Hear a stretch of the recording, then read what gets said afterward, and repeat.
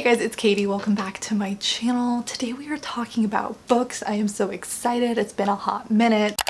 Basically, this is just going to be a recent reads video, a wrap up of all of the books that I've read since my last wrap up, which I don't even know when I did that one, at least a couple of months ago. I have made the decision though to only talk about the books that I read for fun, none of the stuff that I read for class, because I'm done with the classes. We're not thinking about them anymore. So I think I have 6 books to talk about today. I'll have them all linked down below in the description if you want to go learn more about each one. I'll also put timestamps down there. If there's a particular book that you want the review for, you can skip to it. I don't mind. I think that's all I have to say for this intro. Let's get straight into the books. That was a really weird thing. I don't know what's going on. So the first book that I have to talk about is Broken Things by Lauren Oliver. I don't have this physical copy with me. I listened to it on audiobook. I think the last time I talked about this was in that 24-hour reading vlog I did, and I finished it. Giving you a warning now if you want to listen to the audiobook. It's narrated by the actress who plays April Kepner in Grey's Anatomy, and that really threw me off. Yeah, Broken Things was interesting. The way I ended up thinking about it was a mix between Pretty Little Liars and Bridge to Terabithia, which sounds like a bizarre combination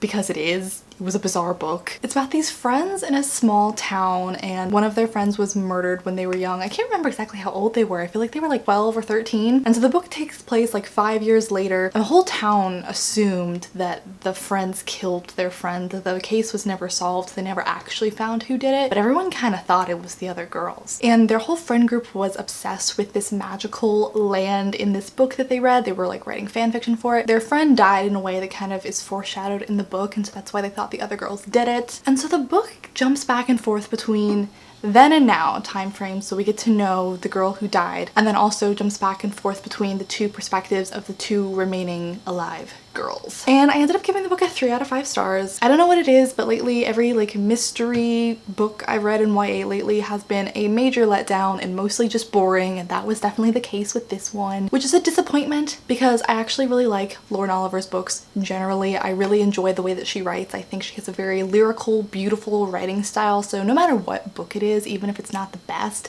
they're pleasant to read. Like, it's a lovely kind of writing style. But her books also tend to be slow. And if you look back in like old interviews of her, because I used to be obsessed with her, so I watched old interviews of her, she talked about she had trouble getting her first book published, and all of the feedback that she got from people was that she didn't plot well and there was never enough conflict or like stakes in her stories, and sometimes I still see that in the books that do get published by her. Not that I don't like her books. I feel like I'm hating on her. I actually really like her. She was one of my favorite authors when I was younger, but I just have been consistently disappointed with her recent releases. This one wasn't bad. I definitely found the second act to be super slow. It really dragged. I was bored. If I wasn't listening to the audiobook, I probably would have set the book down. And the characters weren't super well developed. The most developed person is the girl who died, and she was literally just like Allison from Pretty Little Liars. And then the 2 girls who are still alive and we're reading from their 2 perspectives, I kept getting them mixed up even at like the end of the book because they were so just like forgettable and interchangeable to me. Wasn't my favorite, and this is kind of a spoiler, so I don't know if I should say it, but it was a big part of why I didn't like the book. So kind of a spoiler, not really a spoiler. If you're really worried about it, I'll put something on the screen so you can mute the video till it disappears if you're really worried about it, but I don't think it's a problem. The whole book is leading up to figuring out who actually murdered this girl, and when we get to the reveal,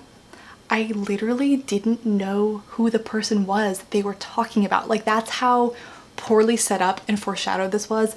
That's how insignificant this character was. They're like, oh, this is the killer, and I was like, wait, who is that? Like, it was so anticlimactic. So yeah, 3 out of 5 stars. It was okay. Not on the top of any of my recommendation lists. The book that I finished after this one though is one of my favorites that I've read in a really long time. I was also reading it during that same vlog. It is Verity by Colleen Hoover. You guys, I'm not a huge Colleen Hoover fan. I feel like I should put that out there. If you're unfamiliar with her work, she writes new adult romances pretty much exclusively, and they kind of have the bad reputation on BookTube for having really toxic, borderline abusive relationships in them, and so people find them problematic. She's an author that people tend to love or hate, is the gist here. This book is not like that. It's not a new adult romance like all of her other ones. She actually self-published this book. It didn't even go through her normal publisher, and it's a new adult thriller. It's about this woman who's an author and she spent the last year caring for her chronically ill mother, and she's not doing super well. Her books don't really sell really well. She's struggling financially,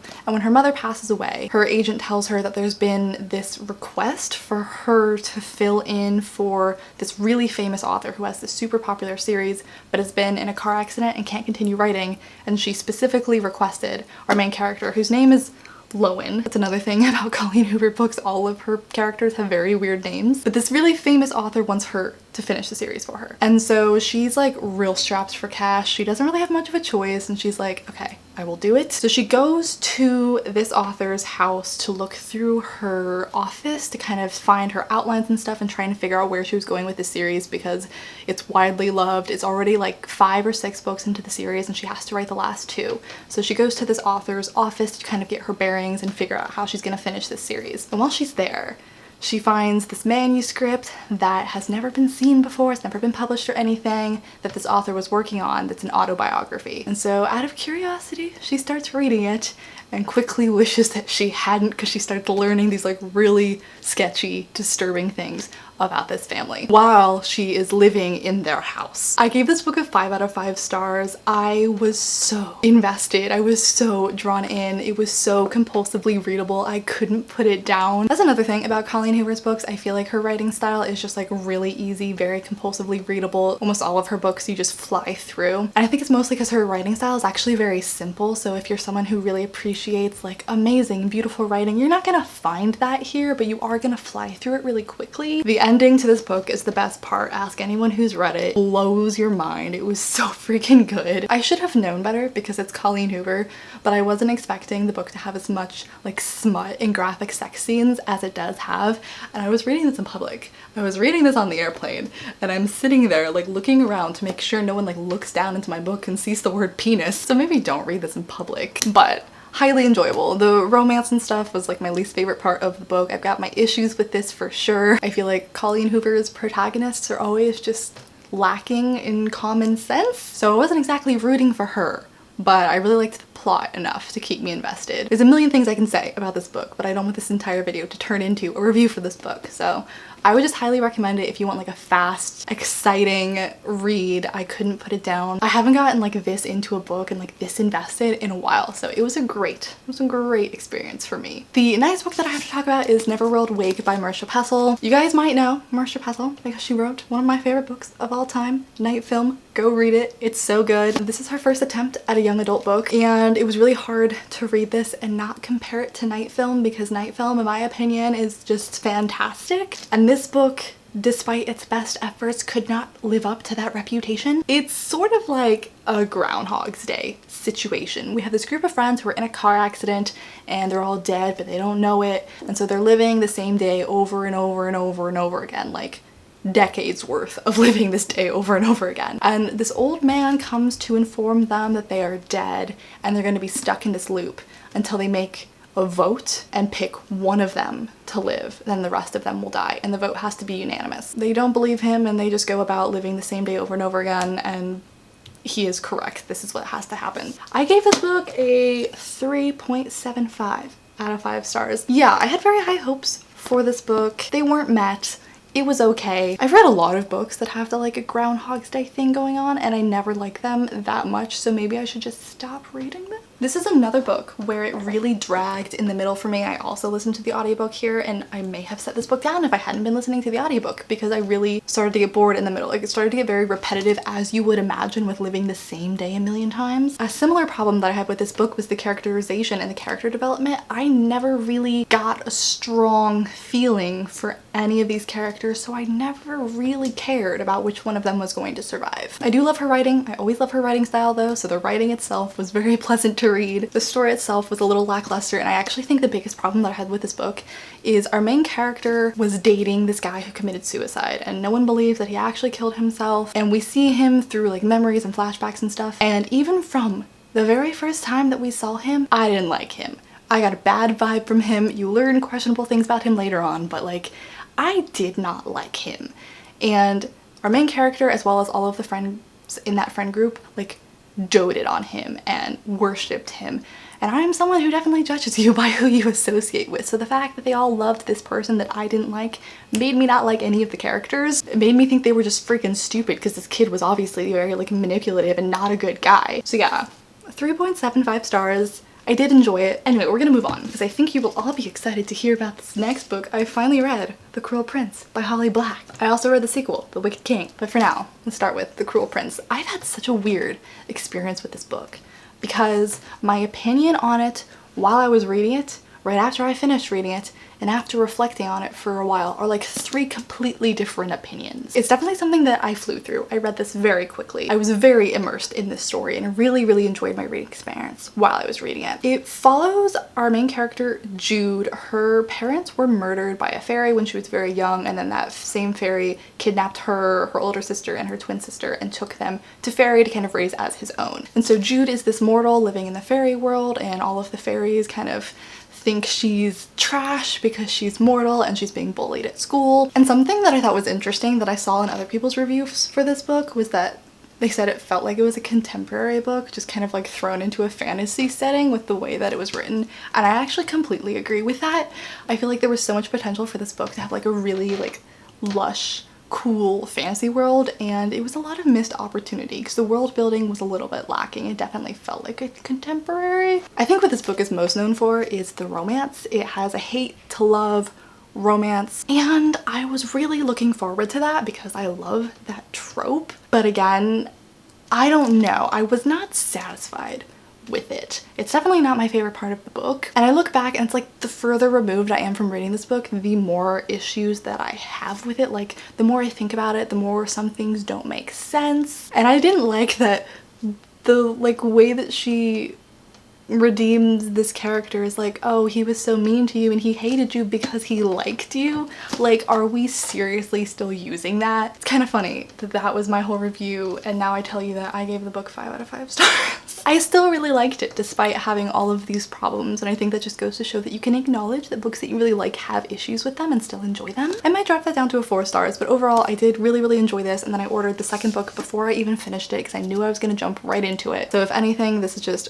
a series that's really fun and fast to read and you're gonna want to binge read. So let me get to The Wicked King, the sequel. And this one was definitely a letdown for me. I was disappointed, especially because I saw in other people's reviews that they liked this more than the first book, so I was expecting it to blow me away and it just didn't. I found the first part especially to be kind of slow and boring. It just took a while to get to the story and to anything that I cared about. The ending, the second half, was very exciting and very good. I liked that a lot. That definitely redeemed it for me. I think I gave this one a 4 out of 5 stars. What's really interesting to me is everyone like praises the romance and the relationship in these books, and it's barely even in the book. It's barely on the page. We have like 2 scenes where these characters are even in the same room and like interacting with each other. And so that's probably why it felt so undeveloped, because there were so few scenes with them to develop it. It was like you were trying to smush all of the character development into these 2 scenes, and it just didn't work for me. Thankfully, I was invested in the rest of what was going on, like all of the political stuff that was going on, because otherwise if you're just in it for the romance, I'm sorry to tell you, it's about 5 pages in here and that's all you get. Oh, I had something to say. I just lost my train of thought. Also, I don't know why this has become a trend in young adult books and I don't like it. This is kind of a spoiler, but like not really. So if you're worried about it, again, I will put a picture on the screen and you can mute me until it's gone if you haven't read this book yet. But I am so tired of these like shitty siblings in young adult books. Does anybody else feel me on that? I just hate when a book makes me hate a character's sibling to this degree, and especially just because it's happened in so many different books. Like, why is it always the go-to to make the sibling an ass? I just don't understand, and I'm tired of it. I'm getting flashbacks to Divergent series and I can't take it. Okay, we're gonna move on. I actually only have 1 more book to talk about. I have 1 more book to talk about that I finished, but I also might throw in here at the end what I'm currently reading because I am a good deal into that and I do have some thoughts. So the last book that I have finished, I also listened to on audiobook, and that was The Cheerleaders by Kara Thomas. One of you guys recommended this to me because you really like this author, and I ended up giving the book a 3 out of 5 stars. This one was disappointing in a different way. I think after like coming out of this degree and being like trained to read books and writing and look for problems, that's what I do when I read for fun now. I'm like looking for problems. I'm looking for reasons not to like it, and I don't like it. But anyway, oh, I didn't even tell you what this book is about. Oh my god. So the Cheerleaders is about this town where in the course of 1 year, all of the cheerleaders on this team die in some way. A couple were in a car accident, a couple were murdered, and then one committed suicide. And since then, the cheerleading team has been disbanded. There are no longer any cheerleaders at this high school. And we follow, our main character is the younger sister of the cheerleader who committed suicide. And the case has been solved. The man who murdered them has been caught, but our main character like doesn't really believe that everything was looked into the way it should be, so she's kind of conducting this investigation to figure out what really happened to her sister and her friends. And the book started off very well. I was engaged from the first page. I was so drawn in, I was so interested, and then it came to like a screeching halt and nothing happened for a very long time, and the book was so passive. I was so bored. I lost all interest. I almost didn't finish it. The ending, as unbelievable as it was, at least had something going on and was kind of more interesting, but the entire middle of this book was pointless. And also, so our main character is on the dance team and she's got all of her girlfriends who are on the dance team, and the main problem that I had was our main character and all of her friends, there was like no distinguishing factors between those girls and her sister and all of her friends that were on the cheerleading team, if that makes sense, because we also get like flashbacks back to her sister, and all of the girls, all of the characters were interchangeable. They all felt the same, and there were a lot of them, so it was very confusing. But yeah, I also felt like there were a lot of subplots in this book and there were a lot of things going on, but some of them were like mentioned in the beginning, which is why I was interested in the first place, and then that thread was dropped for like 200 pages, and then she would mention it once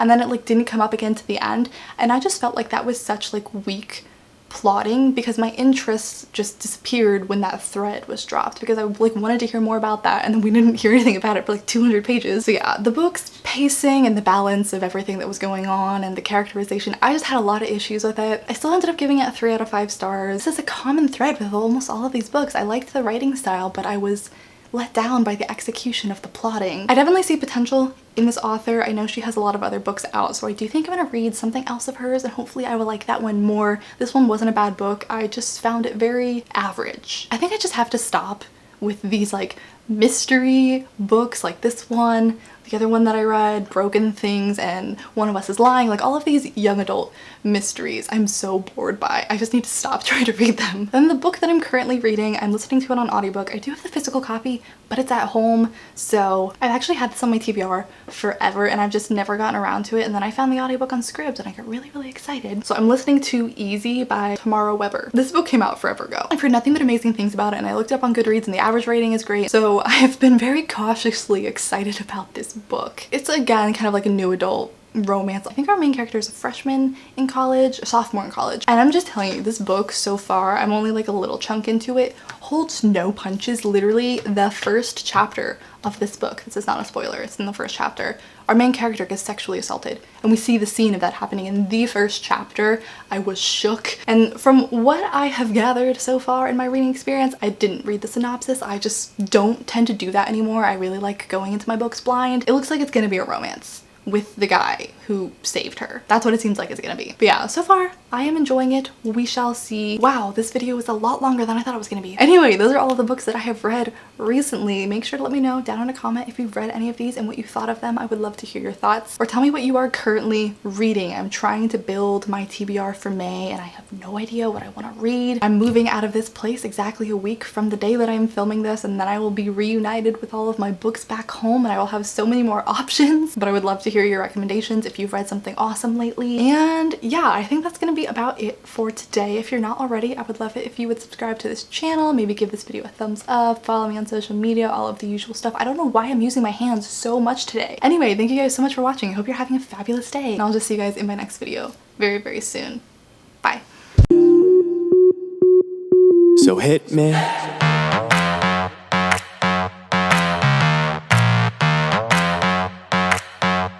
So hit me.